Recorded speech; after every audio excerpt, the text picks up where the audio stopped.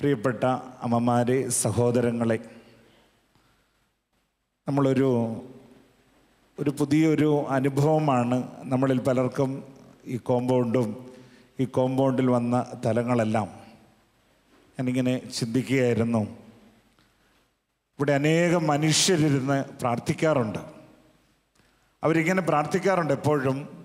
യെശയ്യാ പ്രവാചകൻ്റെ പുസ്തകത്തിൽ 43 അധ്യായം 4 തൊട്ട് 6 വരെയുള്ള വചനം വെച്ച് ഇങ്ങനെ പ്രാർത്ഥിക്കാറുണ്ട്. ഒന്ന് വായിക്കാവോ? നീ എനിക്ക് വിലപ്പെട്ടവനും ബഹുമാന്യനും പ്രിയങ്കരനുമായതുകൊണ്ട് നിനക്കു പകരമായി മനുഷ്യരെയും പിന്നെ നിന്റെ ജീവന് പകരമായി ജനതകളെയും ഞാൻ നൽകുന്നു. പിന്നെ അടുത്തത്, ഭയപ്പെടേണ്ട, ഞാൻ നിന്നോട് കൂടെയുണ്ട്. അടുത്ത വചനം, കിഴക്കുനിന്ന് നിന്റെ സന്തതിയെ ഞാൻ കൊണ്ടുവരും.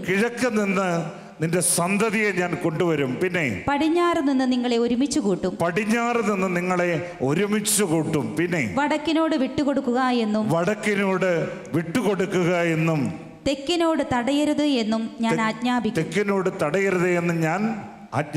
പ്രിയപ്പെട്ടവരെ, കിഴക്ക് നിന്നും പടിഞ്ഞാറ് നിന്നും വടക്ക് നിന്നും തെക്ക് നിന്നും നിങ്ങളെല്ലാം വരാൻ കാരണം അനേക നാളുകളായി ഈ സമൂഹത്തിൽ ഈ വചനം വെച്ച് മധ്യസ്ഥ പ്രാർത്ഥന നടത്തുന്നുകൊണ്ടാവും. അതുകൊണ്ട് നമ്മൾ ഓർക്കണം, ഈ ധ്യാന കേന്ദ്രത്തിൻ്റെ ദൈവകൃപ എന്ന് പറയുന്നത് ആയിരക്കണക്കിന് മനുഷ്യരുടെ മധ്യസ്ഥ പ്രാർത്ഥനയാണ്. അപ്പോസ്തല പ്രവൃത്തികൾ 1 അധ്യായം 14 വചനം. അപ്പോസ്തല പ്രവൃത്തികൾ 1 അധ്യായം 14 വചനം ഓർക്കുക.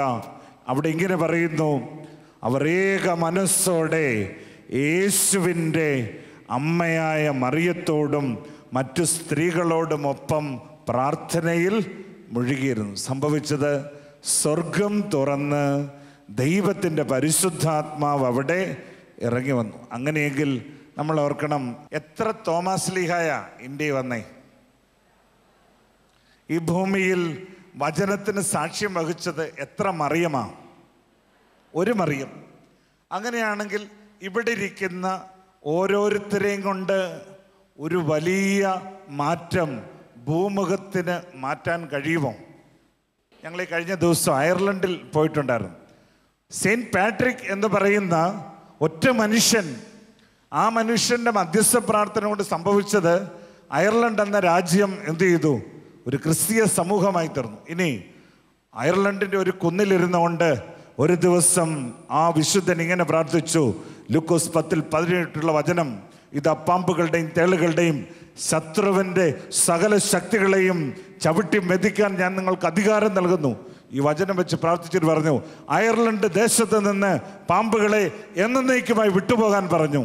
ലോകത്തിൽ പാമ്പില്ലാത്ത ഏക രാജ്യമാണേത്? അയർലൻഡ്. അപ്പം നമ്മൾ ഓർക്കണം, ഒരാൾ ദൈവകൃപയിൽ ഉയർന്നാൽ ഒരുപാട് കാര്യങ്ങൾ എന്ത് ചെയ്യാൻ പറ്റും? ചെയ്യാൻ പറ്റും. അപ്പം നമ്മൾ ഓർക്കണം, നമ്മൾ ഈ ഹോൾസെയിൽ പ്രാർത്ഥനയുമായിട്ട് നമ്മൾ ആരുടെയും പുറകെ ഒന്നും നടക്കണ്ട. പ്രിയപ്പെട്ട അമ്മമാരെ, ശരിക്കും നമ്മൾ ചെയ്യേണ്ട ഒരു കാര്യം എന്താണെന്നറിയോ? നമ്മളിരുന്ന് നമ്മുടെ കുടുംബത്തിന് വേണ്ടി, നമ്മുടെ തലമുറയ്ക്ക് വേണ്ടി നമ്മൾ ഓരോരുത്തരും മധ്യസ്ഥ പ്രാർത്ഥന നടത്താൻ തുടങ്ങിയാൽ ശരിക്കും സംഭവിക്കുന്നത്, എല്ലാ തലങ്ങളിലും ദൈവത്തിൻ്റെ കൃപ എന്ത് ചെയ്യും? ഒഴുകും. പക്ഷേ ഒരു തലമുണ്ട്, എന്നാന്നറിയോ? ആദ്യം നമ്മൾ സ്വസ്ഥരാകണം. ഇപ്പോൾ എല്ലാ അമ്മമാരുടെയും പ്രശ്നമാണ്, നമുക്ക് ആകുലതയും എന്താണ്? പരാതിയും പരിഭവവും. എന്ത് കിട്ടിയാലും നമുക്ക് എന്തില്ല? സമാധാനമില്ല, തൃപ്തിയില്ല. അതുകൊണ്ട് നമ്മൾ ഓർക്കണം, ഇന്നലകളിൽ ശരിക്കും ഞാൻ ഓർക്കാറുണ്ട്, വനിതാ സമാജത്തിൻ്റെ ക്ലാസ് 1-2 പ്രാവശ്യം എടുക്കാൻ തുടങ്ങിയപ്പോൾ ഞാൻ അവിടെയൊക്കെ ചോദിച്ചൊരു ചോദ്യമുണ്ട്. ഈ വനിതാ സമാജം പടുത്തുയർത്തപ്പെട്ടത് ഒരു വചനത്തേല. ഏത് വചനത്തേൽ? ലൂക്കോസ് 1:37, ഇതാ കർത്താവിൻ്റെ ദാസി, അങ്ങയുടെ ഹിതമെന്നിൽ നിറവേറട്ടെ. പക്ഷെ ഇന്ന് നമ്മളിൽ എത്ര പേർക്ക് ഈ വചനത്തിൻ്റെ ആഴത്തിൽ നിന്നുകൊണ്ട് ശരിക്കും ശുശ്രൂഷ നടത്താൻ പറ്റുന്നു? ഇതാണൊരു പ്രധാനപ്പെട്ട ചോദ്യം. നമ്മൾ ഓർക്കണം, ഒരു കന്യക മറിയം, അവളൊരു വചനത്തിന് സാക്ഷ്യം വഹിച്ചപ്പോൾ ഗബ്രിയേൽ അവളോട് പറഞ്ഞൊരു കാര്യമുണ്ട്. എന്താണ്? അത്യുന്നതൻ്റെ ശക്തി നിന്റെ മേൽ എന്ത് ചെയ്യും? ആവസിക്കും. ഇനി സംഭവിച്ചെന്താ? ഈ ഒരു വചനം സ്വീകരിച്ച കന്യകമറിയാം കടന്നുപോയ വഴികളിൽ മുഴുവൻ അഭിഷേകം. ഗർഭത്തിൽ കിടക്കുന്ന കുഞ്ഞു വരെ എന്ത് ചെയ്യുന്നു? തുള്ളിച്ചാടുന്നു. ഇനി വനിതാ സമാജ പ്രവർത്തകരായ നമ്മൾ പ്രാർത്ഥനയും കഴിഞ്ഞ് കടന്നു പോകുന്ന വഴികളിൽ മുഴുവൻ എന്താണ്? പ്രിയപ്പെട്ടവരെ, നമ്മളിവിടെ ശരിക്കും നല്ലൊരു വിചിന്തനം നടത്തേണ്ടിയിരിക്കുന്നു. ഞാൻ അനേക നാൾ പ്രാർത്ഥിച്ചു, ഞാൻ അനേക നാൾ ഈ തലങ്ങളിലേക്ക് ഉയർന്നു. പക്ഷേ കൃപയുടെ ലോകത്തേക്ക് എനിക്ക് ഉയരാൻ പറ്റിയോ? അതുകൊണ്ട് നമ്മൾ ഓർക്കണം, യോഹന്നാന്റെ സുവിശേഷം 12-ാം അധ്യായം 24-ാമത്തെ വചനത്തിൽ പറയുക, വിശുദ്ധ യോഹന്നാന്റെ സുവിശേഷം 12:24, ഗോതമ്പ് മണി നിലത്തു വീണ് അഴിയുന്നില്ലെങ്കിൽ അതെന്ത് ചെയ്യും? അതേപടി ഇതുപോലെ ഇരിക്കും. ഗോതമ്പ് മണി നിലത്തു വീണ് അഴിയുന്നില്ലെങ്കിൽ അത് അതേപടി ഇരിക്കും. അഴിയുന്നെങ്കിലോ വളരെ ഫലം പുറപ്പെടുവിക്കും. വീട്ടിൽ മുഴുവൻ പ്രശ്നങ്ങളാണെന്നും പറഞ്ഞാണ് നിങ്ങൾ പള്ളിയിൽ പ്രാർത്ഥിക്കാനൊക്കെ വരുന്നത്, ശരിയല്ലേ? എൻ്റെ അച്ഛാ, ഞങ്ങളുടെ വീട്ടിൽ സമാധാനമില്ല, ഞങ്ങളുടെ വീട്ടിൽ സ്വസ്ഥതയില്ല. ഞാൻ പക്ഷേ ഈ കാപ്പിയുടെ ഇടിയും വടയുടെ വലിച്ചുപറിയും കണ്ടപ്പോൾ ഞാൻ ചിന്തിച്ചെന്നറിയാവോ? പ്രിയപ്പെട്ടവരെ, സത്യത്തിൽ നിങ്ങൾ നാളെ ഇവിടുന്ന് ഉച്ചയ്ക്ക് ഇറങ്ങുന്നതിന് മുമ്പ് വീട്ടുകാരോടൊന്ന് വിളിച്ചു ചോദിക്കണം. എന്ത് ചോദിക്കണം അറിയോ? ഹലോ ഹലോ, എങ്ങനെയുണ്ട് 2 ദിവസമായിട്ട് വീട്? വീട്ടുകാരനെ പറയുന്നറിയോ? വളരെ സമാധാനം, വളരെ സമാധാനം. എവിടെ? ആ വീട്ടിൽ ഉണ്ടോ? അതുകൊണ്ട് പ്രിയപ്പെട്ടവരെ, നമ്മൾ ഓർക്കണം, നമ്മളൊരാൾ മാറിയാൽ നമ്മുടെ വീട്ടിലത്തെ ഒട്ടുമിക്ക പ്രശ്നങ്ങളും മാറി.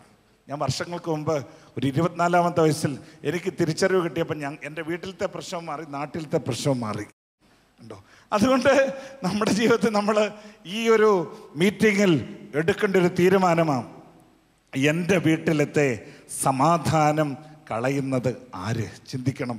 ഇനി നമ്മൾ ചിന്തിക്കേണ്ട മറ്റൊരു തലമാണ്, എൻ്റെ വീട്ടിൽ ദൈവകൃപയുടെ ഉറവിടം, അടിത്തറ എവിടെ കിടക്കുന്നു? യേശു ബറസ്തരുടെ പുസ്തകം 3-ാം അധ്യായം ഈ കഴിഞ്ഞിടയ്ക്ക് വായിച്ചപ്പോൾ എനിക്കത് കിട്ടിയൊരു വലിയൊരു ബോധ്യമാണ്. അമ്മയുടെ ശാപം അടിത്തറ എന്ത് ചെയ്യും? ഇളക്കും. ഇങ്ങനെയാണ് വചനം എഴുതിയിരിക്കുന്നത്. പക്ഷെ അതിൽ നിന്ന് ഞാൻ മറ്റൊരു കാര്യം തിരിച്ചറിഞ്ഞു. അമ്മയുടെ ദൈവകൃപ, അമ്മയുടെ അനുഗ്രഹം ഓരോ കുടുംബത്തിൻ്റെയും അടിത്തറ എന്ത് ചെയ്യും? ബലവത്താക്കും.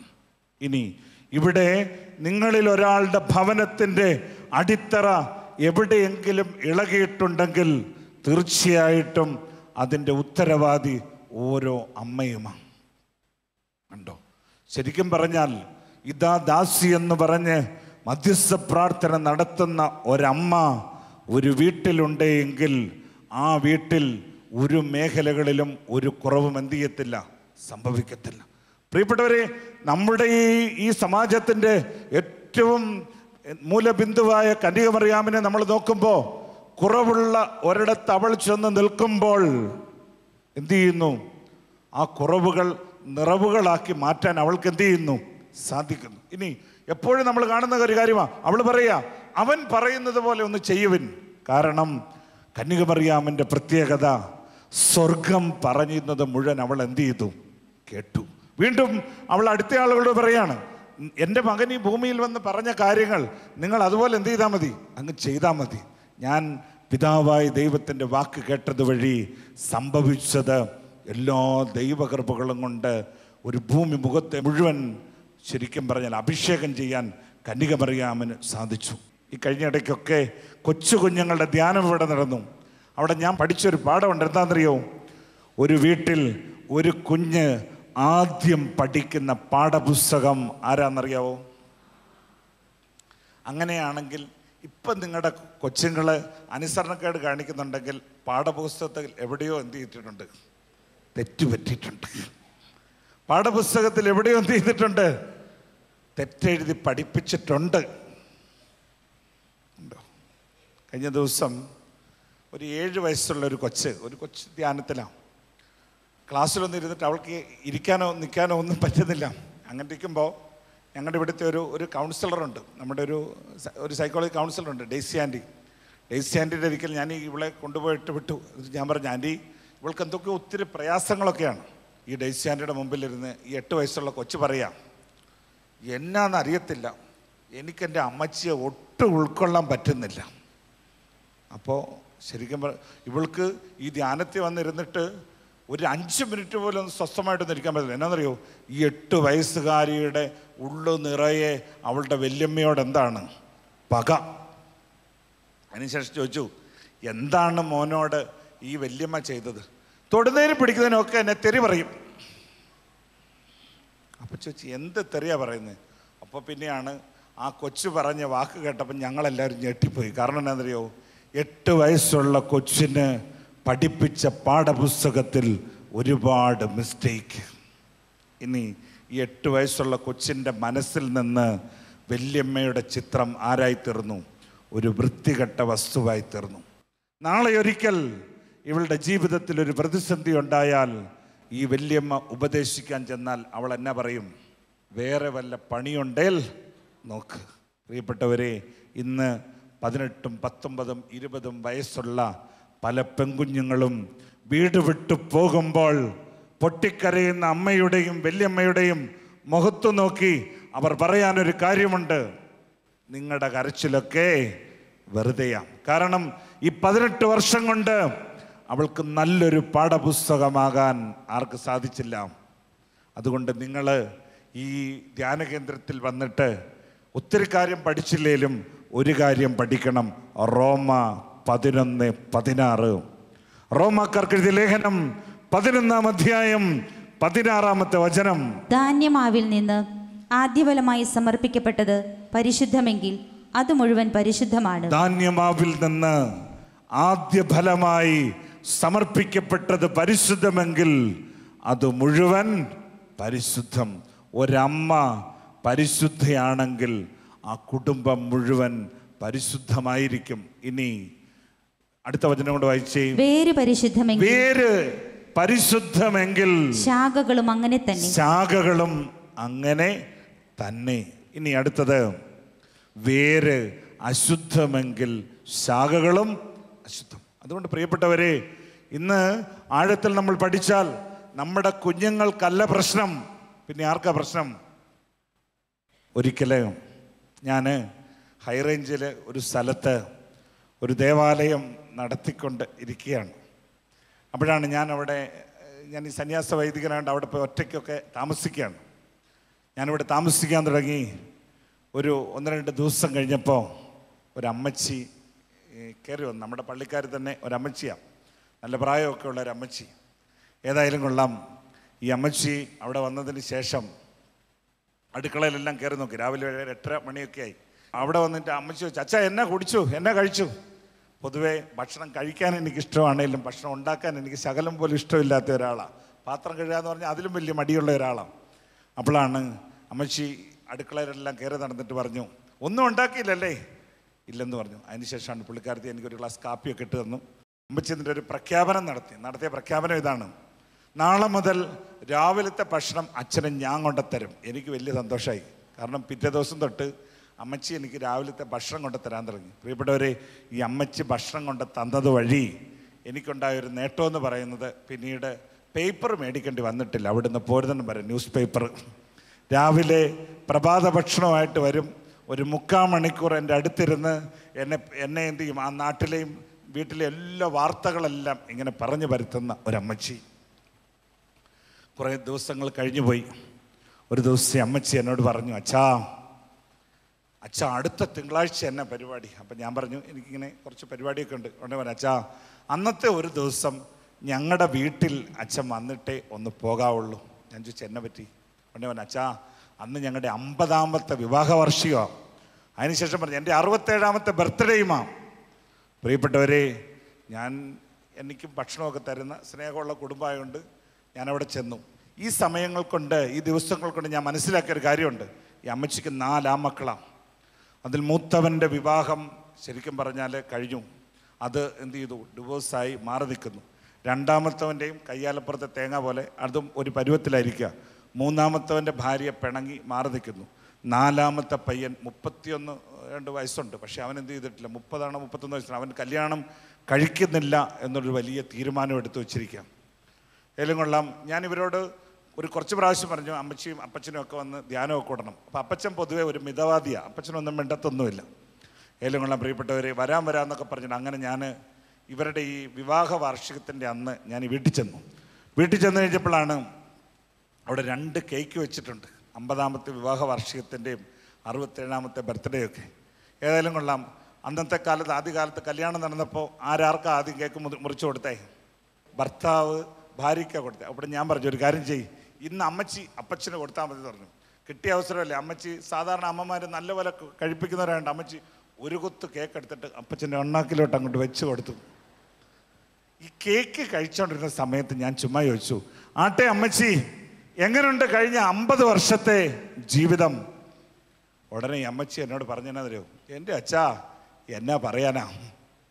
ഞാനിങ്ങനെ അന്തം വിട്ട് നിൽക്കുമ്പോൾ അമ്മച്ചി എന്നോട് പറഞ്ഞു, അച്ഛാ ഇതിയാനില്ലേ, ഈ മനുഷ്യൻ്റെ മുന്നേ ഒന്നുകൊണ്ടാ പറയുന്ന ഓർക്കണം, ഇതിയാൻ എന്നെ പെണ്ണ് കാണുന്നതിൻ്റെ തലേ ദിവസം ഒരു പോസ്റ്റ്മാൻ എന്നെ വന്ന് പെണ്ണ് കണ്ടതാ. പക്ഷേ എൻ്റെ അപ്പൻ അയാളെ ബോധിച്ചില്ല. അതിൻ്റെ അർത്ഥം ആർക്ക് ബോധിച്ചു? ആ അമ്മച്ചിക്ക് ബോധിച്ചു. പക്ഷേ എന്നിട്ട് എന്ത് ചെയ്തു? അപ്പന് ബോധിച്ചത് പിറ്റേ ദിവസം വന്ന് ഇതിയാനയാം. അതുകൊണ്ട് എൻ്റെ തലയിൽ ഇതിയാനെ എന്ത് ചെയ്തു? കറക്റ്റ്. അപ്പം നിങ്ങളുടെ തലയിൽ എന്ത് ചെയ്തിട്ടുണ്ട്? ആ പലരെയും കെട്ടി വെച്ചിട്ടുണ്ട്. പ്രിയപ്പെട്ടവരെ സംഭവിച്ചെന്നാന്നറിയോ? ശരിക്കും ഞാൻ ഞെട്ടിപ്പോയി. എന്നാന്നറിയോ? 50 വർഷമായി ഈ അമ്മച്ചി കുടുംബജീവിതത്തിൽ കയറിയിട്ട്, പക്ഷേ ഇപ്പോഴും ആരുടെ സ്മരണയാണ്? ആ പോസ്റ്റ്മാൻ്റെ.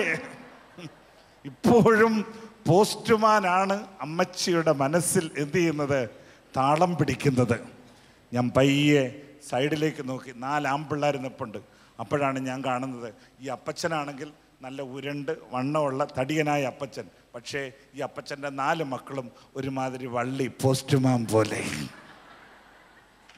അന്നാ ഞാൻ പഠിച്ചേ ഉൽപ്പത്തി പുസ്തകം 30-ാം അധ്യായത്തിൽ യാക്കോബ് ആടുകളെ ഇണചേർത്തപ്പോൾ സംഭവിച്ച അതേ കാര്യം 50 വർഷമായിട്ടും അമ്മച്ചി ഇതേവരെ ഔസേപ്പിയേട്ടനെ ഭർത്താവായിട്ട് ഹൃദയത്തിൽ എന്ത് ചെയ്തിട്ടില്ല? സ്വീകരിച്ചിട്ടില്ല. ഇപ്പോഴും ഇഷ്ടം ആരോടാ? കളയണം. പ്രിയപ്പെട്ടവരെ, നമ്മുടെ ഉള്ളിൽ ഇതാണ്. ഇന്ന് വരെ ലഭിച്ച കുടുംബജീവിതത്തോടോ, കുടുംബജീവിതം തന്ന അല്ലെങ്കിൽ കുടുംബജീവിതത്തിൽ ദൈവം തന്ന ജീവിത പങ്കാളിയെയോ ഹൃദയത്തിൻ്റെ ആഴത്തിൽ സ്വീകരിക്കാൻ എന്ത് ചെയ്തിട്ടില്ല? സാധിച്ചിട്ടില്ല. ശരിക്കും പറഞ്ഞാൽ വിവാഹം ശരിക്കും നടക്കേണ്ടത് എവിടെയാണെന്നറിയോ? ഹൃദയത്തിലാണ്. എത്ര കുറവുള്ളവനാണെങ്കിലും ആ വ്യക്തിയെ ഹൃദയത്തിൻ്റെ ആഴത്തിൽ സ്വീകരിക്കാൻ തുടങ്ങിയാൽ അവിടെ വിശുദ്ധമായൊരു ജീവിതം നയിക്കപ്പെടുകയാണ്. ഓക്കെ, കന്യകമറിയാം 14 വയസ്സുള്ളവൾ 60 വയസ്സിന് മുകളിൽ പ്രായമുള്ള യോസേപ്പിനെ സ്വർഗം കൊടുത്തപ്പോൾ കന്യകമറിയാം ഒരിക്കലും പറഞ്ഞിട്ടില്ല ഇതെൻ്റെ തലയിൽ സ്വർഗം എന്ത് ചെയ്തതല്ല, കെട്ടിവെച്ചതല്ല. കണ്ടോ? പിന്നീട് സംഭവിച്ചത് ആ കന്യകമറിയാമിൻ്റെ മാധ്യസ്ഥം തേടി പ്രാർത്ഥിക്കുന്ന നമ്മൾ ചിന്തിക്കണം, ജീവിതത്തിൻ്റെ എല്ലാ തലങ്ങളിലും ഇതുപോലെ ഒത്തിരി വ്യത്യസ്തതകൾ ഉണ്ടായിരുന്ന ഒരു വ്യക്തിയാണ്. പക്ഷേ അവൾ അവിടെയും പറഞ്ഞു, ഇതാ കർത്താവിൻ്റെ ദാസി, അങ്ങയുടെ ഹിതമെന്നിൽ നിറവേറും. നിങ്ങൾക്ക് കേൾക്കണോ? ഞാൻ മനസ്സിലാക്കിയ ഒരു കാര്യം എന്താണെന്നറിയോ? 50 വർഷക്കാലമായിട്ടും ലഭിച്ച ഭർത്താവിനെ ഹൃദയത്തിൻ്റെ ആഴത്തിൽ സ്വീകരിക്കാതെ ജീവിച്ചതുകൊണ്ട് ആ സ്ത്രീ നടത്തിയ ജീവിതം ഒരു വ്യഭിചാര തുല്യമായ ജീവിതമായിരുന്നു. അതുകൊണ്ട് സംഭവിച്ചതെന്നറിയോ? ആദ്യം പറഞ്ഞ വചനം റോമ 11:16, വേര് പരിശുദ്ധമെങ്കിൽ ശാഖകളും. 4 മക്കളുടെ ജീവിതം തകർന്നതിൻ്റെ പിന്നിലെ ഉത്തരവാദിത്വം ആരാ? ആ അമ്മ. കണ്ടോ സംഭവിച്ചതെന്നറിയോ? ഞാൻ പിറ്റേ ദിവസം അമ്മച്ചിയോട് വളരെ ഡീറ്റെയിൽ ആയിട്ട് ഈ കാര്യമെല്ലാം പറഞ്ഞു. ഈ അമ്മച്ചി പൊട്ടിക്കരഞ്ഞ് പ്രാർത്ഥിക്കാൻ തുടങ്ങി. അതിനുശേഷം പിറ്റേ ധ്യാനത്തിന് ഇവിടെ വന്ന് ആ പാവം ഇരുന്ന് ധ്യാനം കൂടി എന്ത് ചെയ്യുന്നറിയോ? അവരുടെ കുഞ്ഞുങ്ങൾക്കെല്ലാം വേണ്ടി ഇരുന്ന് പ്രാർത്ഥിക്കാൻ തുടങ്ങി. എന്നിട്ടുണ്ടല്ലോ 67-ാമത്തെ വയസ്സിൽ തനിക്ക് കിട്ടിയ ഈ മനുഷ്യനോട് എന്ത് ചെയ്യുന്നറിയോ? അവൾ ഹൃദയത്തിൻ്റെ ആഴത്തിൽ സ്വീകരിച്ച് ആ മനുഷ്യനെ സ്നേഹിച്ച് ഒരു വിശുദ്ധമായൊരു ജീവിതം നയിക്കാൻ തുടങ്ങി. പ്രിയപ്പെട്ടവരെ, 3 മാസം കൊണ്ട് തകർന്ന മുഴുവൻ മക്കളുടെ ജീവിതവും കർത്താവ് എന്ത് ചെയ്തു? ക്രമീകരിച്ചു കൊടുത്തു. സംഭവിച്ചത് 4-ാമത്തെ മകൻ്റെ വിവാഹം കഴിഞ്ഞു. അതിനുശേഷം ഒരു 1.5 വർഷം കഴിഞ്ഞപ്പോൾ ആ അമ്മ മരിച്ചുപോയി. പക്ഷെ ഞാൻ പറയും, ഇന്ന് ആ അമ്മ സ്വർഗത്തിൽ ഉണ്ട്. അതുകൊണ്ട് പ്രിയപ്പെട്ടവരെ, നമ്മുടെ ജീവിതത്തിൽ നമ്മൾ ഓർക്കണം, ഹൃദയത്തിൻ്റെ ആഴത്തിൽ സ്വർഗം നൽകിയ ഏതെങ്കിലും ഒന്നിനെ എനിക്ക് സ്വീകരിക്കാൻ സാധിച്ചിട്ടില്ലെങ്കിൽ ഞാൻ നയിക്കുന്നത് ഒരു വിശുദ്ധ ജീവിതം അല്ല. ഒരു വിശുദ്ധ ജീവിതമല്ല. നമ്മൾ എത്ര ചങ്കുപൊട്ടി പ്രാർത്ഥിച്ചാലും, എത്ര അച്ഛന്മാരുടെ മുട്ടയിലെ തഴമ്പ് ഉണ്ടാക്കിച്ചാലും നമ്മുടെ വീട്ടിൽ എന്തുണ്ടാകുകയില്ല? സമാധാനം ഉണ്ടാകില്ല. അതുകൊണ്ട് നമ്മൾ ഓർക്കണം, ഈ സമാജത്തിൻ്റെ അടിസ്ഥാന ദൈവവചനം ലൂക്കോസ് 1:37 അത് നിങ്ങളൊന്ന് സ്വീകരിച്ച് ജീവിച്ചു തുടങ്ങിക്കേ. നിങ്ങളുടെ ജീവിതത്തിൽ വലിയ അത്ഭുതങ്ങളുടെ കലവറ എന്ത് ചെയ്യും? തുറക്കപ്പെടും.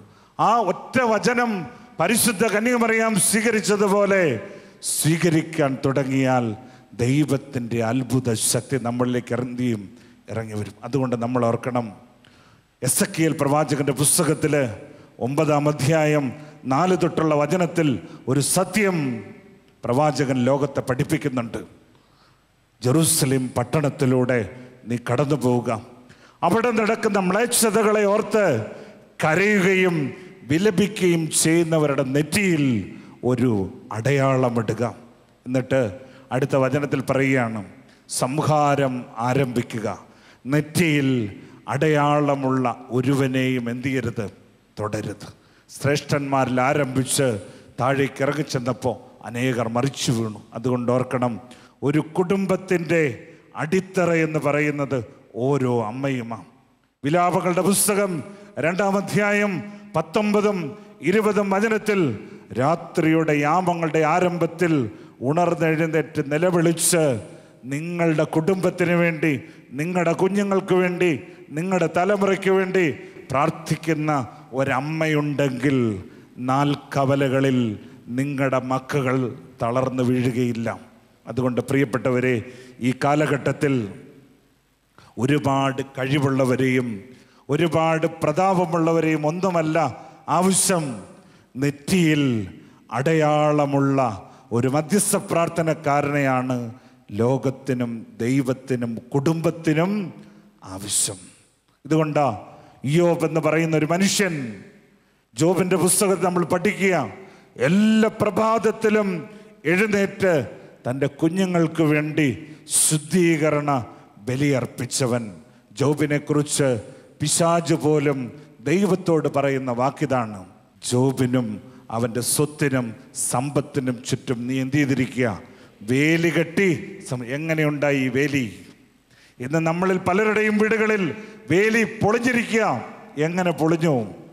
മധ്യസ്ഥ പ്രാർത്ഥന നടത്തുന്ന ഒരു വ്യക്തി, ഒരമ്മ, ഒരപ്പൻ വീട്ടിലുണ്ടെങ്കിൽ ആ വീട്ടിൽ വലിയൊരു വേലിയുടെ സംരക്ഷണം ലഭിച്ചിരിക്കും. അതുകൊണ്ടല്ലേ ജോബിൻ്റെ പുസ്തകം 42-ാം അധ്യായം 10-ാമത്തെ വചനത്തിൽ പറയാം, ജോബ് തൻ്റെ സ്നേഹിതർക്ക് വേണ്ടി പ്രാർത്ഥിച്ചപ്പോൾ കർത്താവ് അവനുണ്ടായിരുന്ന അനുഗ്രഹമെല്ലാം എന്ത് ചെയ്തു? തിരികെ കൊടുത്തു. അത് ഇരട്ടിയാക്കി കൊടുക്കുകയും ചെയ്തു. മോണിക്ക എന്ന് പറയുന്ന ഒരു വിശുദ്ധയെക്കുറിച്ച് കത്തോലിക്ക സഭ പഠിപ്പിക്കുന്നുണ്ട്. അവിടെ അഗസ്റ്റിൻ എന്ന് പറയുന്ന കത്തോലിക്ക സഭയെ ഇളക്കി മറിച്ച ഒരു പിതാവ്, ആ അഗസ്റ്റിൻ്റെ ജീവിതത്തിൻ്റെ പിന്നിലത്തെ പ്രചോദനം അല്ലെങ്കിൽ മാനസാന്തരത്തിൻ്റെ പിന്നിലത്തെ പ്രചോദനം എന്ന് പറയുന്നത് മധ്യസ്ഥ പ്രാർത്ഥന നടത്തിയ ഒരമ്മയാണ്. അതുകൊണ്ട് ഓർക്കണം പ്രിയപ്പെട്ടവരെ, വ്യക്തിഗത ജീവിതത്തിൽ സമാധാനം കണ്ടെത്തി മധ്യസ്ഥ പ്രാർത്ഥനയുടെ കലവറ നമുക്ക് തുറന്നു കിട്ടിയാൽ സംഭവിക്കുന്നത് നമ്മളും നമ്മുടെ കുടുംബവും നമ്മുടെ തലമുറയുമെല്ലാം അനുഗ്രഹിക്കപ്പെടും. അതുകൊണ്ട് ഇന്നത്തെ ദിവസം നമുക്കൊന്ന് പ്രാർത്ഥിച്ചു തുടങ്ങാം.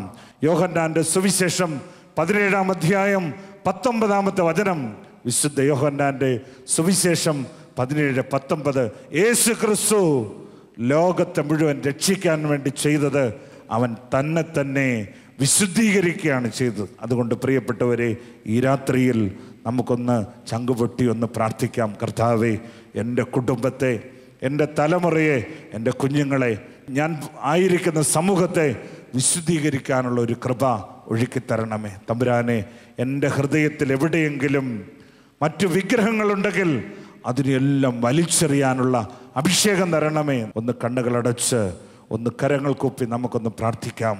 14 വയസ്സുള്ള ഒരു കൊച്ചു പെൺകുട്ടി, അവൾക്ക് സ്വർഗം 60 വയസ്സിന് മുകളിലുള്ള ഒരു മനുഷ്യനെ ഭർത്താവായി കൊടുത്തപ്പോഴും അവൾ പറഞ്ഞു, ഇതാ കർത്താവിൻ്റെ ദാസി, ദൈവഹിതം എന്നിൽ നടക്കട്ടെ. നമുക്ക് കണ്ണുകളടയ്ക്കാം, കരങ്ങൾ കൂപ്പിപ്പിടിക്കാം, ഒന്ന് പ്രാർത്ഥിക്കാം.